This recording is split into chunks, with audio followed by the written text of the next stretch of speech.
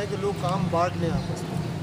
तो हमारी जो टीम है उसमें अच्छी बात यह है कि हमने काम इस तरह बांटा है कि हुमायूं, अली अमीन, नसीर, लाहौरी भाई ये सब पार्टी इलेक्शन पे काम कर रहे हैं और मैंने ये काम लिया हुआ है कि मैं लोगों से जाके मिल रहा हूँ और जनरल इलेक्शन के लिए लोगों को तैयार कर रहा हूँ। और मेरा ख्याल है ये जो स्ट्रेटजी हमारी वो काफ़ी इफेक्टिव रही है, क्योंकि पार्टी इलेक्शन काफ़ी आगे बढ़ते रहे तो हम रुक नहीं सकते थे, इसलिए हमने जनरल इलेक्शन के ऊपर मैं काम करने के लिए टाउन हॉल मीटिंग्स और लोगों से रब्ते करता रहा हूँ। अब हमारे पास जनरल इलेक्शन में इश्यूज़ क्या हैं इस वक्त और हमारी पोजीशन क्या है। अच्छी बात यह है कि यूसी लेवल तक हमारा स्ट्रक्चर बन गया और तकरीबन 700 इलेक्टेड ऑफिशियल्स हैं पार्टी के, और ये 700 लोग हैं यही पार्टी के लीडर्स हैं जो वोटर्स तक पहुंचेंगे। अगर ये लीडर पहुंच जाए वोटर तक तो ये मैं आपसे वादा करता हूं कि हमें हरा कोई नहीं सकता, लेकिन इन 700 लोगों का वोटर तक पहुंचना ज़रूरी है। इनके हमारी इलेक्शन की जीत जो है उसका सारा दारो मदार आप लोगों पर, जो इलेक्शन लड़ रहा है उसके ऊपर नहीं है, वो तो आप ही के साथ जाकर लोगों से मिलेगा ना, लेकिन आपकी वोटर तक जो रसाई है उससे हमें कामयाबी मिलेगी। अब हमारे पास 3 चीज़ें जो मैं अरेंज करती हूँ। एक तो ये कि हमारे पास अच्छे कैंडिडेट होने चाहिए। अच्छे कैंडिडेट की डेफिनेशन क्या है? अच्छे कैंडिडेट की डेफिनेशन ये है जो पार्टी आइडियोलॉजी पे पूरा उतरता हो। पार्टी की आइडियोलॉजी क्या है? पार्टी की आइडियोलॉजी ये है कि नया चेहरा हो, यानी कि पहले कोई उसके पास पॉलिटिकल पैकेज नहीं है, मिडिल क्लास का हो, एजुकेटेड हो, उसकी अपनी कम्युनिटी में अच्छी रेपुटेशन हो, लोग उसे पसंद करते हो, अप्रिशिएट करते हो, कम्युनिटी में काम करता रहा। इसके मुताबिक इस फार्मूले पे जो लोग, कल भी खान साहब ने एक जगह ये बात की है कि जो भी पार्टी आइडियोलॉजी पे पूरा उतरेगा वो हमारा कैंडिडेट होगा, ठीक है। तो ये एक चीज़ कि हमें अच्छे कैंडिडेट की ज़रूरत है। अब सिचुएशन ये है कि कैंडिडेट की जब बात आती है तो सिटी 1 में अली अमीन ने बेइंतहा काम किया। कोई इस चीज़ को डिनाई नहीं कर सकता कि सिटी 1 पे पार्टी को बढ़ाने वाला, पार्टी को आगे इंट्रोड्यूस करने वाला शख्स जो है वो अली अमीन है। और मैं चाहता हूँ तो सिटी 1 में तो हमारे पास एक अच्छा कैंडिडेट मौजूद है जो दिलो जान से काम कर रहा है पार्टी। PK 65 सिटी 2 और प्रोवा, वहाँ हमारे लिए इशू है। We have to realize it कि हमारे पास इशू है कि PK 65 और 66 पे अभी तक कोई अच्छा ऐसा वायबल कैंडिडेट हमारे पास नहीं है जो लोगों में जा रहा हो पार्टी के प्लेटफॉर्म से और उनसे मुसलसल रब्ता कर रहा हो। अब इस चीज़ को हम ओवरकम कैसे कर सकते हैं?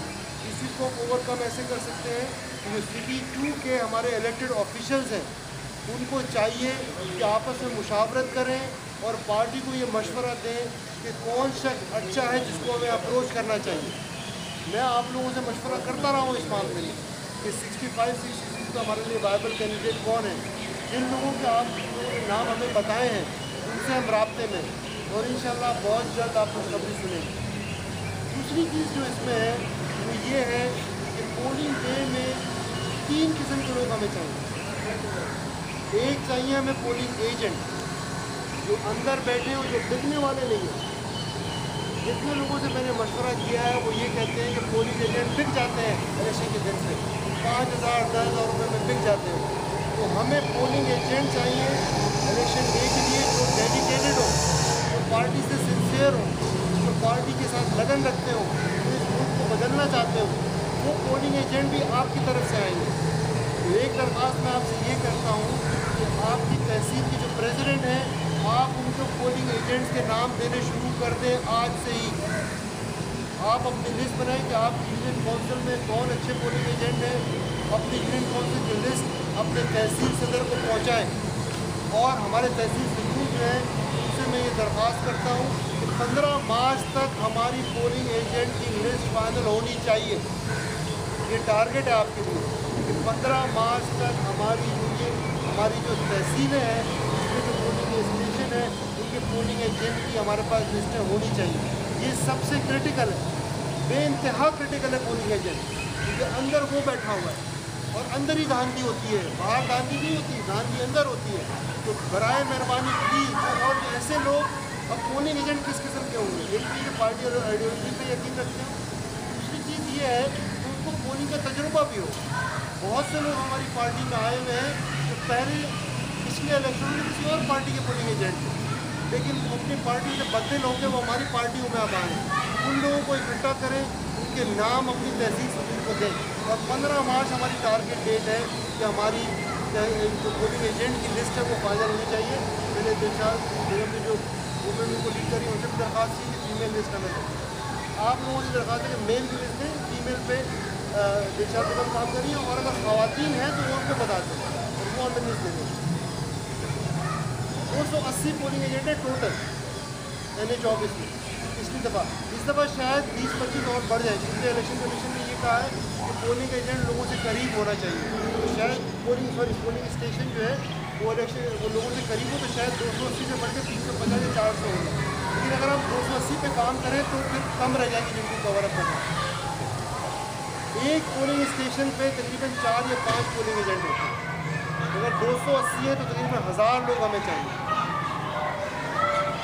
हर UC का जो प्रेसिडेंट है वो अपनी लिस्ट बना के तहसील में दे, और तहसील वाला फिर सदर को दे, तो सदर साहब जो है वो अपनी तहसील के अंदर लिस्ट देंगे सेंटर में। ठीक है। दूसरी जो चीज़ हमें चाहिए वो ये है कि पोलिंग स्टेशन के बाहर पोलिंग कैंप लगेगा, जो लोगों को पर्चे देते हैं, इसमें भी 3-4 लोग होते हैं। इसमें मैंने नौजवानों को लगाया है, लेकिन इसमें भी अगर आपके पास लोग हैं तो वो नाम भी आप अलग लिखते हैं, अंदर के और बाहर के नाम अलग अलग होंगे। तो बाहर का जो कैंप है उसमें भी वॉलंटियर चाहिए, तो उनके नाम भी जमा करें। तीसरी चीज़ ये है कि लोगों को पोलिंग स्टेशन तक लाना है। इस दफ़ा इलेक्शन कमीशन ने काफ़ी पाबंदियाँ लगाई हैं, लेकिन फिर भी हमें हर महल्ले में लोगों को चाहिए दरवाज़ा बजाएँ और लोगों से कहें कि वोट देने के लिए निकलो। और नारा हमारा यही होना चाहिए कि आज का दिन है जब तब्दीली आएगी। आज के दिन अगर आप सोते रहे तो 5 साल तक आप तब्दीली करेंगे। तो इलेक्शन के दिन आपने नए मकसद का नारा लगाना है, तो लोगों को घर से निकालना है। तो ये एक तो हमें कैंडिडेट चाहिए, उसमें आप मुकाबलत करके नाम दें हमें, इसके बाद एक हमें पोलिंग एजेंट चाहिए, एक एजेंट चाहिए अंदर के लिए जो आज़ाद लोग होंगे, और एक हमें बाहर कैंप के लोग चाहिए, और एक जो लोगों को घर से निकालेंगे। दूसरी चीज़ अब ये है, ये तो इलेक्शन डे की तैयारी है, लेकिन इलेक्शन डे से पहले हमें काम करना है। इलेक्शन डे से पहले काम किया है कि वोटर्स तक रसाई हासिल करें। एक मेरी दरख्वास्त ये है कि जो तहसील सदूर हैं वो अपनी वीकली मीटिंग करें। वीकली मीटिंग में तमाम यूनियन काउंसिल के सदूर को बुलाएं अपने, और उनको टारगेट दें कि इस हफ्ते में आपने इतने घरों तक पहुँचना है, और जब वो अगली मीटिंग में आए तो अपनी रिपोर्ट लेके आए कि कितने घरों तक रसाई हासिल की है हमने। अगर अब हम सोते रहे 3 महीने तो फिर इलेक्शन में हम जीत नहीं सकेंगे। तो अब बहुत ही क्रिटिकल टाइम है, बहुत ही ऐसा टाइम है कि हम सो नहीं सकते, हमें बाहर निकलना है। मैं अब इंशाल्लाह अगले हफ्ते इलेक्शन कमीशन से कोशिश करूंगा वोटर लिस्ट निकालूं, क्योंकि वोटर लिस्ट में तब्दीलियाँ आ रही थी। उन्होंने कहा था कि मार्च तक लिस्टें बन जाएंगी, तो इंशाल्लाह मार्च के पहले हफ्ते में मेरी कोशिश शुरू है। इलेक्शन के जो मेंबर हैं, जो रजिस्टर्ड वोटर हैं, उसकी लिस्ट निकालूंगा मैं, वोटर लिस्ट लूँगा, और हर